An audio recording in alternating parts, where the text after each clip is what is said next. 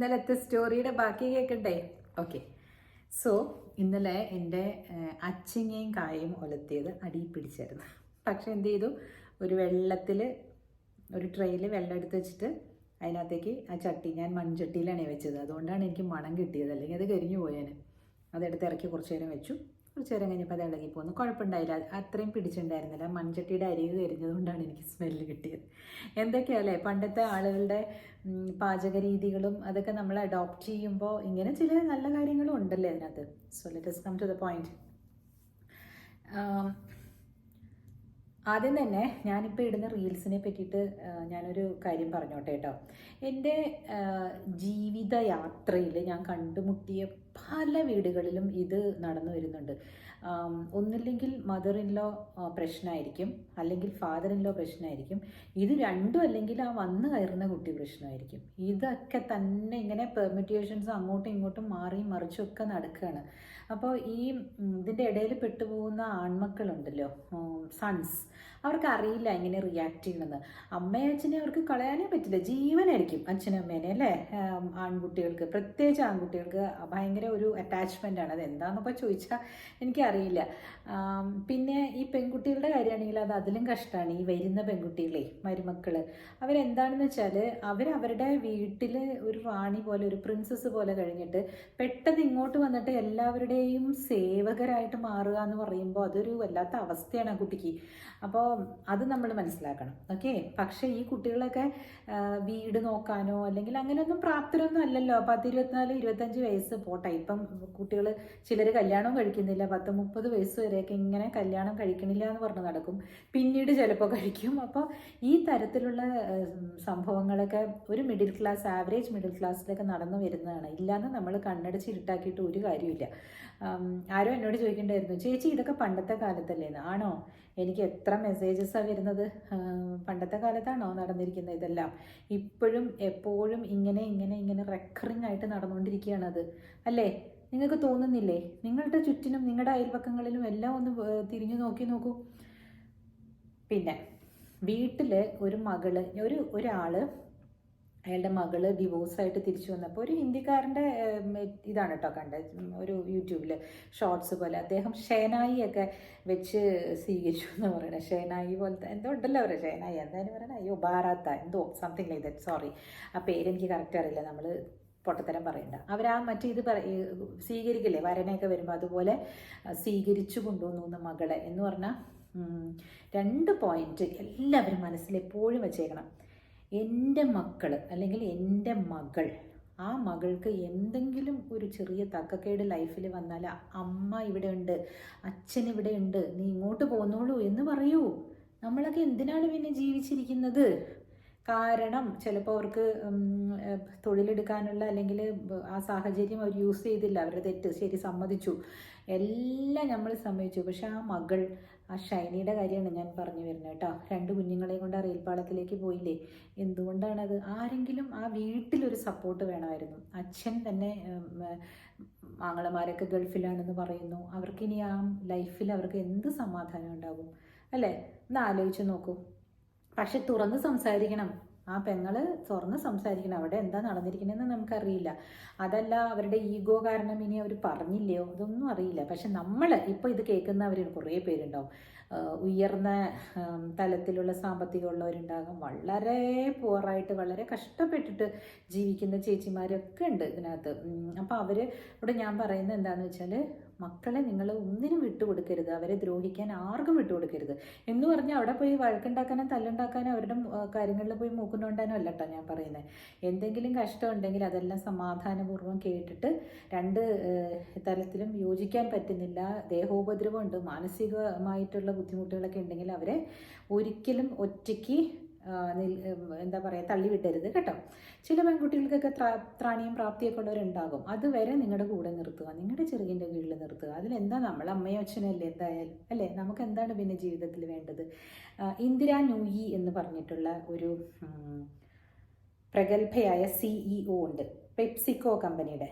ആ PepsiCo company വളരെയധികം മോശം ലെവലിലേക്ക് പോയത് ആ ഒരു ഇതിൽ നിന്നും ഉയർത്തിയെടുത്ത ഒരു വനിതയാണ് ഇന്ദിര നൂയി. അവരുടെ പല ഇൻ്റർവ്യൂസും ഞാൻ കണ്ടിട്ടുണ്ട്. അവരതിൽ ഒരു ഇൻ്റർവ്യൂവിൽ പറയുന്നുണ്ട്, നോക്കൂ നമ്മൾ ഈ വരുമാനത്തിൻ്റെ കാര്യത്തിലേക്കും വരുന്നു, പിന്നെ ഈ കുട്ടികളുടെ കാര്യത്തിലേക്കുമാണ് കേട്ടോ ഞാൻ അവരെ കോട്ട് ചെയ്യാൻ പോകുന്നത്. അവർ CEO ആയി കഴിഞ്ഞപ്പോഴും അവരും അവരുടെ ഹസ്ബൻഡും ഒരു തീരുമാനം എടുത്തിരുന്നു, ആരുടെ ശമ്പളമാണോ ഏറ്റവും കുറവ് ആ ശമ്പളത്തിൽ നമ്മൾ ജീവിക്കണം, മറ്റേ ശമ്പളം നമ്മൾ സേവ് ചെയ്യണം. അതില്ല എന്ന് തന്നെ വിചാരിച്ച് സേവ് ചെയ്യുകയോ ഇൻവെസ്റ്റ് ചെയ്യുകയോ ചെയ്യണം. പിന്നെ നമ്മളുടെ ഈ ഇപ്പോഴത്തെ ഈ നിലവാരത്തിലേക്ക് നമ്മുടെ ജീവിതത്തിനെ ഉയർത്തരുത് എന്ന് പറഞ്ഞാൽ, ഇപ്പം അവർ താമസിച്ചുകൊണ്ടിരുന്ന വീട് ഒരു സിഇഒയുടെ വീട് പോലെ തോന്നില്ല എന്ന് പറഞ്ഞു. മേ ബി ഒരു ഫ്ലാറ്റോ അങ്ങനെ വല്ലതും ആയിരിക്കാം. അപ്പോൾ അത്തരത്തിലുള്ള നിങ്ങൾ എൻ്റെ വീട്ടിൽ വന്ന് നോക്കൂ എന്നാണ് അവർ പറയുന്നത്. അങ്ങനെ വീട്ടിൽ ഒരുപാട് കുത്തി നിറയ്ക്കുകയും ഒരുപാട് സാധന സാമഗ്രികൾ വലിയ വില കൊടുത്ത് വാങ്ങി വയ്ക്കുകയോ ഒന്നും ഇല്ല അത്ര. അവർ വളരെ നല്ല രീതിയിൽ എങ്ങനെ ചുരുങ്ങി ജീവിക്കാം എന്നവർ കാണിക്കുന്നുണ്ട്. അവരുടെ കയ്യിൽ ധാരാളം പണമുണ്ടെന്നും അവർ പറയുന്നുണ്ട്. പക്ഷേ എന്ന് വെച്ചാൽ അവർ പിശുക്കരല്ല. ഞാൻ ഇന്നലെ പറഞ്ഞത് പിശുക്കി ജീവിക്കുന്നവരുടെ കാര്യമാണ്. ഇപ്പോൾ 5 രൂപയുടെ കരണ്ടി വാങ്ങിക്കുന്ന ആളുകൾ അത് ഒടിഞ്ഞും പിരിഞ്ഞും തിളഞ്ഞും ഒക്കെ പോയി കഴിഞ്ഞിട്ടുണ്ടെങ്കിൽ പിന്നീട് അത് വാങ്ങിക്കണ്ടേ, കൂടെ കൂടെ വാങ്ങിക്കേണ്ടി വരില്ലേ? എപ്പോഴും യൂസ് ചെയ്യുന്ന കാര്യമല്ലേ ഈ തേയില പിടിക്കുന്നത്. അതിന് ഒരു കുറച്ച് രൂപ കൂടുതൽ കൊടുക്കാൻ ഞാൻ പറഞ്ഞത്. 2-3 പ്രാവശ്യം നമ്മളത് പിന്നെയും വാങ്ങുന്നതിൽ നല്ലതല്ലേ. അങ്ങനെ ഒരിക്കലും ധാരാളിത്തം ചെയ്യുന്ന ആളല്ല ഞാൻ. എൻ്റെ വീഡിയോസ് മുഴുവനും കാണാത്തതുകൊണ്ടാണ് അത് പറയുന്നത്. ഞാൻ മിനിമലിസത്തിനെ പ്രോത്സാഹിപ്പിക്കുന്ന ആളല്ല. ഇന്നിപ്പോൾ 25-ാം തീയതിയിൽ എത്തി നിൽക്കുന്നു എൻ്റെ മിനിമലിസം. 30 ദിവസത്തേക്ക് ഞാൻ എടുത്തിരിക്കുന്നത്. സോ നിങ്ങളത് മനസ്സിലാക്കാത്തതുകൊണ്ട് പറയുന്നതാണ്. 1 മിനിറ്റ് 2 മിനിറ്റ് റീൽസൊക്കെ ആയിരിക്കും അവർ കാണുന്നുള്ളേ. മൊത്തം എൻ്റെ കൂടെ ഞാൻ ഇന്നലെയും പറഞ്ഞു, സിന്ധു ഒക്കെ എൻ്റെ കൂടെ ഉണ്ടല്ലോ. സിന്ധു, ജയകുമാർ, ഷെഫിയ, പിന്നെ ആരായിരുന്നു ഷെമി എന്ന് പറഞ്ഞാൽ, ഇടയ്ക്കിപ്പോൾ ഷെമീനെ കാണാറില്ല. പിന്നെ വേറെ ഒരു സിന്ധു ഉണ്ട്, ഇപ്പം വരുന്നുണ്ട്. കുറേ നാളായിട്ട് കുറേ പേരിങ്ങനെ അടിക്കടി, സൂസൻ, ഇവരൊക്കെ എൻ്റെ ഫോളോവേഴ്സാണ്. ശരിക്കും അവർ കാണുന്നുണ്ട് ഞാൻ എന്താ ചെയ്യുന്നുണ്ട് എന്നുള്ളത്. ഞാൻ ഒരിക്കലും ഒരു ധാരാളിത്തമുള്ള ഒരാളല്ല അല്ലേ. സൂസൻ കമൻറ്റ് ചെയ്യാൻ പറ്റും. സൂസൻ എന്നെ നേരിട്ട് കണ്ടിട്ടുമുണ്ട്. അപ്പോൾ സൂസൻ അത് കാണുന്നുണ്ടാവോ? ഇപ്പോൾ കാണുന്നുണ്ടെങ്കിൽ കമൻറ്റ് അടിക്കണേ. അപ്പോൾ ഞാനൊരു ധാരാളിത്തമുള്ളൊരു സ്ത്രീയാണെന്ന് ഒരാളും എന്നോട് പറഞ്ഞിട്ടില്ല. പക്ഷേ ഞാൻ ആവശ്യത്തിന് ചിലവാക്കുന്നവരും ആളുമാണ് കേട്ടോ. പിന്നെ ഇന്നലെ പറഞ്ഞ കഥ കേൾക്കാനായിട്ട് കുറേ പേര് നാളെ പറയണേന്ന് പറഞ്ഞിട്ടുണ്ട്. എൻ്റെ ഒരു ജീവിത വഴികളിൽ എനിക്ക് അനുഭവിക്കേണ്ടി വന്ന ഒരു ചെറിയ എന്താ പറയുക, ഇല്ലായ്മയുടെ കഥയാണ് ഞാൻ പറയാൻ പോകുന്നത്. എന്നെ കാണുമ്പോൾ ഞാനൊരു സമ്പന്ന വീട്ടിൽ ജനിച്ചത് തന്നെയാണ്. ഒരിക്കലും ഒരു ദാരിദ്ര്യം അനുഭവിക്കേണ്ടതായിട്ടുള്ളൊരു സാഹചര്യം ദൈവം നമുക്ക് ഉണ്ടാക്കിയിട്ടില്ല. അച്ഛൻ അമ്മ ജോലിക്കാരാണ്. ആ സമയത്തൊക്കെ ഒരു ബ്യൂറോക്രറ്റ് എന്നുള്ള രീതിയിൽ കാണുന്ന ഒരു ജോലിയായിരുന്നു എൻ്റെ അച്ഛൻ്റേത്. അപ്പോൾ അച്ഛൻ അത്രയും വർഷം 38-40 വർഷത്തിൻ്റെ അടുത്ത് അച്ഛന് 19 വയസ്സുള്ളപ്പോൾ ജോലി കിട്ടിയതാ. ഒരുപാട് വർഷങ്ങൾ, 10-30 വർഷങ്ങളോളം അച്ഛൻ സർക്കാർ ഓഫീസുകളിൽ പല പല പോസ്റ്റുകളിൽ ജോലി ചെയ്തതുകൊണ്ടും, പിന്നെ അമ്മയും അന്നത്തെ കാലത്ത് ഞാൻ പറഞ്ഞില്ലേ PG ആണെന്ന്, BA BEd. അപ്പോൾ പോസ്റ്റ് ഗ്രാജുവേറ്റ് എന്ന് ഞാൻ ഉദ്ദേശിച്ചത് ഗ്രാജുവേഷൻ കഴിഞ്ഞിട്ട് ഒരു ഡിഗ്രി കൂടെ എടുത്തതിനാണ്. അല്ലെങ്കിൽ എനിക്ക് ഒരുപാട് നല്ല കസിൻസ് ഉണ്ട് എനിക്ക് അവിടെ. ചിലരുമായിട്ടൊക്കെ ചില പ്രോബ്ലംസൊക്കെ ഉണ്ടെന്ന് ഞാൻ പറഞ്ഞില്ലേ. അച്ഛൻ്റെ വീട്ടിൽ കുറച്ച് കേസസൊക്കെ ഉണ്ടെന്ന്, പഴയ കേസസ് എൻ്റെ വീഡിയോസ് നോക്കി അറിയാൻ പറ്റും. അപ്പോൾ അവർക്കെല്ലാം ഇപ്പം ഞാൻ കണ്ണിലെ കരടാണ്. ഞാൻ അവരെ ഒന്നും ചെയ്തിട്ടല്ല. അതുകൊണ്ട് ഞാൻ അച്ഛനെ സപ്പോർട്ട് ചെയ്യുന്നു, എൻ്റെ ബ്രദറിനെ സപ്പോർട്ട് ചെയ്യുന്നു, നമ്മുടെ ഇമ്മീഡിയറ്റ് ഫാമിലിയെ സപ്പോർട്ട് ചെയ്യുക എപ്പോഴും കേട്ടോ. അവർക്ക് നമ്മളെ വേണം, നമ്മൾക്കും അവരെ വേണം അല്ലേ. സോ ആ സമയത്ത് പണത്തിന് നല്ല ഞെരുക്കം. അരവിന്ദിന് ബാംഗ്ലൂരിലായിരുന്നു ജോലി. ഞാൻ ജൂനിയർ ലോയറായിട്ട് മദ്രാസിൽ തന്നെയാണ്. അപ്പോൾ ഈ ജൂനിയർ ലോയറായിട്ട് നമ്മൾ നിൽക്കുമ്പോൾ ഒരു സ്ഥലത്ത് തന്നെ നിൽക്കണം. നമ്മൾ വീണ്ടും സ്റ്റേറ്റ് മാറി പോവുകയാണെങ്കിൽ I have to learn that local language also. ഹൈക്കോർട്ടിൽ മാത്രമാണെങ്കിൽ ഇംഗ്ലീഷ് മതി, ബട്ട് സ്റ്റിൽ ആ ലോക്കൽ ലാംഗ്വേജ് അറിഞ്ഞിരിക്കണം. അപ്പീലൊക്കെ വരില്ലേ പല ഗ്രാമങ്ങളിൽ നിന്നുള്ള കോടതികളിലൊക്കെ, ഡിസ്ട്രിക്ട് കോടതിയിൽ നിന്നൊക്കെ വരില്ലേ, അതെല്ലാം വന്നിട്ട് ആ ലോക്കൽ ലാംഗ്വേജിലായിരിക്കും. പ്രോപ്പർട്ടി ഡിസ്പ്യൂട്ട്സ് ഒക്കെ, അതായത് തമിഴിലാണെങ്കിൽ തമിഴിൽ, മദ്രാസിലാണെങ്കിൽ തമിഴ്, കേരളത്തിലാണെങ്കിൽ മലയാളം, കർണാടകത്തിലാണെങ്കിൽ കന്നഡം. അപ്പം ഞാൻ കേരളത്തിൽ നിന്ന് ഷിഫ്റ്റ് ചെയ്ത് മദ്രാസിൽ വന്ന് ജോലി ചെയ്യുമ്പോൾ പോലും എനിക്ക് തമിഴ് പഠിക്കേണ്ടി വന്നു. ഞാൻ നിങ്ങളെന്ന് കാണിച്ചു തന്നില്ലായിരുന്നു പൊന്നിയിൻ സെൽവൻ ഞാൻ വായിക്കുമെന്ന്. അതൊക്കെ ഞാൻ ട്യൂഷൻ വെച്ച് പഠിച്ചതാണ് കേട്ടോ. അപ്പോൾ അങ്ങനെ കഷ്ടപ്പെട്ട് ആ ലാംഗ്വേജ് കുറച്ചെങ്കിലും മനസ്സിലാക്കി എടുത്ത സമയത്താണ് ഇങ്ങനെ അരവിന്ദിന് ബാംഗ്ലൂരിൽ കിട്ടുന്നത്. ഞങ്ങൾ എന്നാൽ ശരി, മോള് ചെറുതല്ലേ, മോൾക്ക് ഭയങ്കരമായിട്ട് മിസ് ചെയ്യുന്നു അച്ഛനെ എന്ന് പറഞ്ഞിട്ട് ഞങ്ങൾ അങ്ങോട്ട് പോകണം, അവിടേക്ക് നമ്മൾ പോയേ പറ്റുള്ളൂ, അരവിന്ദ് എവിടെ ഇരിക്കുന്നു അവിടെ പോയിട്ട് ഞാൻ ഒന്നും കൂടി വേറെ ഏതെങ്കിലും ജോലിയായിട്ട് നോക്കാം എന്നൊക്കെ വിചാരിച്ച് ഇരിക്കുന്ന സമയത്ത് ഞങ്ങളൊരു വീട് വാങ്ങിക്കേണ്ടായിരുന്നു. ബാംഗ്ലൂരിൽ ഒരു ഫ്ലാറ്റ് വാങ്ങിച്ചു. ആ സമയത്ത് വാങ്ങിച്ചപ്പോൾ എല്ലാം വിറ്റിട്ടാട്ടോ വാങ്ങിച്ചത്. അച്ഛനും അമ്മയും തന്ന ഗോൾഡെല്ലാം വിറ്റ് സീഡ് മണി ഉണ്ടാക്കി ഒരുപാട് കഷ്ടപ്പെട്ടിട്ടുണ്ട്. അതിന് കുറേ കഥകളുണ്ട്. അപ്പോൾ ആ സമയത്ത് നമുക്ക് വളരെയധികം പൈസയ്ക്ക് നല്ല ടൈറ്റായി. അപ്പോൾ മാവേലിക്കരയിലുള്ള വീട്ടിലേക്ക് ചിലവിന് കുറച്ച് എങ്കിലും അയക്കണം.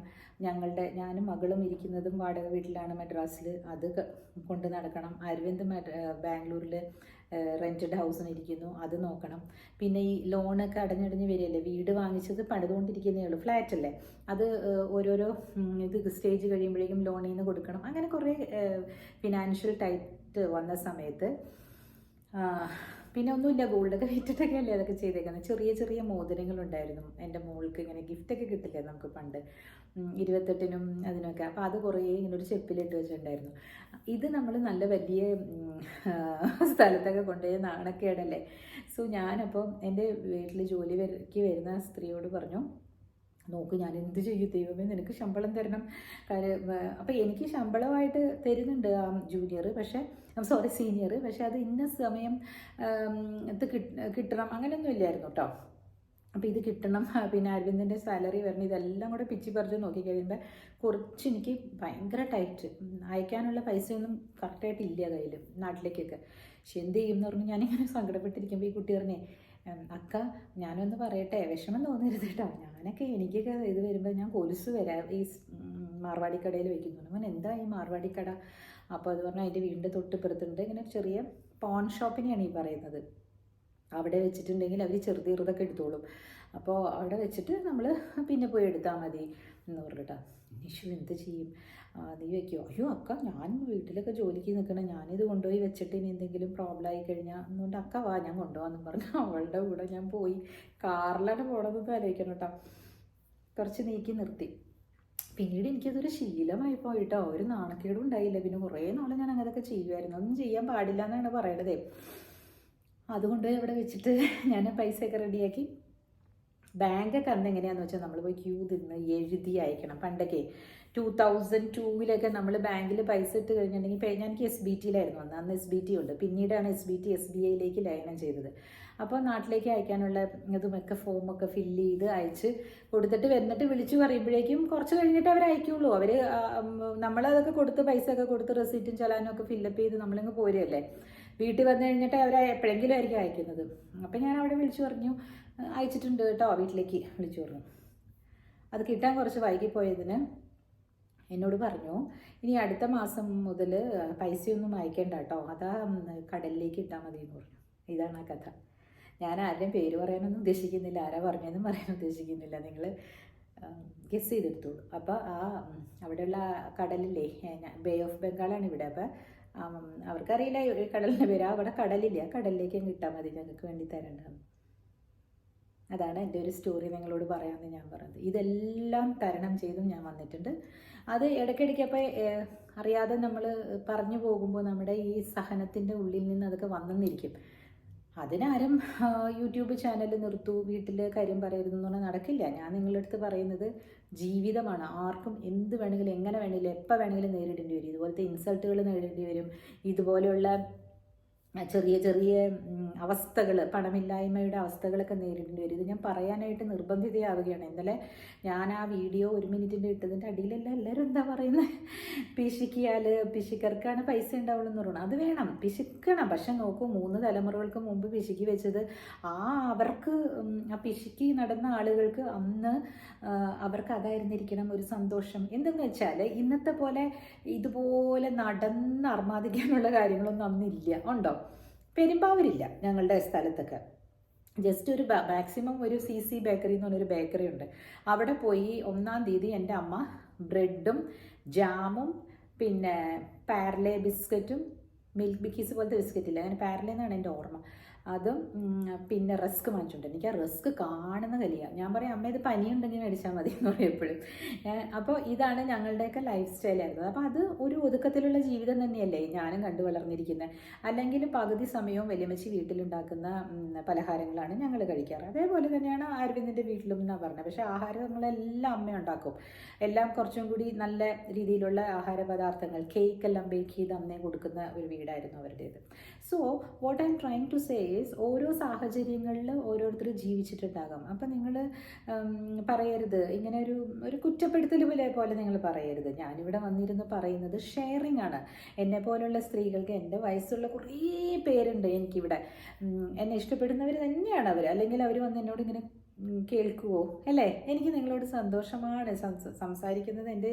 എനിക്കെന്ത് ഇഷ്ടമാണെന്നറിയോ?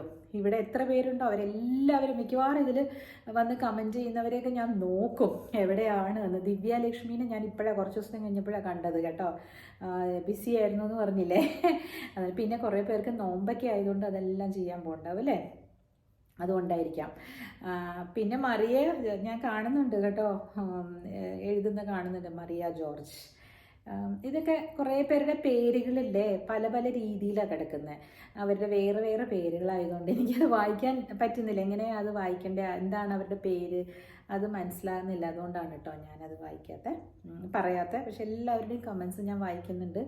പറ്റുന്നതിനെല്ലാം ഞാൻ മറുപടി ഇടുന്നുണ്ട്. At least I just put a love sign over there. ശരിക്കും എൻ്റെ മനസ്സിൻ്റെ ഉള്ളിൽ നിന്ന് തന്നെയാണ്. ഞാൻ വായിക്കാത്ത കമൻസ് ഇല്ല, കാരണം അത്ര അധികമൊന്നുമില്ലല്ലോ, നമുക്ക് കയ്യിൽ ഒതുങ്ങാവുന്നതേ ഉള്ളൂ. പിന്നെ എൻ്റെ ഇൻസ്റ്റഗ്രാം എല്ലാം 52,000 54,000 കഴിഞ്ഞു കേട്ടോ. നിങ്ങൾ ഇൻസ്റ്റഗ്രാമിൽ കയറുന്നവരാണെങ്കിൽ ഒന്ന് കയറി നോക്കണേ. അതിലുള്ള ചില കണ്ടൻസാണ് ഞാൻ ഈ 1 മിനിറ്റ് റീലായിട്ട് ഇവിടെ ഇടാറ്. ചിലപ്പോഴേക്കും ഇടാറുള്ളൂ, എല്ലാ ദിവസമൊന്നും അവിടെ ഇടുന്നത് തന്നെ ഇവിടെ ഇടാറില്ല. നിങ്ങൾ അതിലൊന്ന് പോയിട്ട് ഫോളോ ചെയ്യണം കേട്ടോ. അപ്പോൾ ഇനി മുതൽ എനിക്ക് ഇനി സബ്സ്ക്രിപ്ഷൻ ചോദിച്ചുകൊണ്ടിരിക്കുന്നു. 10K ആക്കണം എന്നുള്ളത് എൻ്റെ ഒരു വലിയ മോഹമാണ്. നാളെ എൻ്റെ പിറന്നാളാണ്. അപ്പോൾ ആരാണിത് ലാസ്റ്റ് വരെ കണ്ടതെന്ന് നോക്കട്ടെ. ഇത്രയേ ഉള്ളൂ. Okay, bye, see you. നാളെ വരുന്നുണ്ട് എന്തായാലും കേട്ടോ.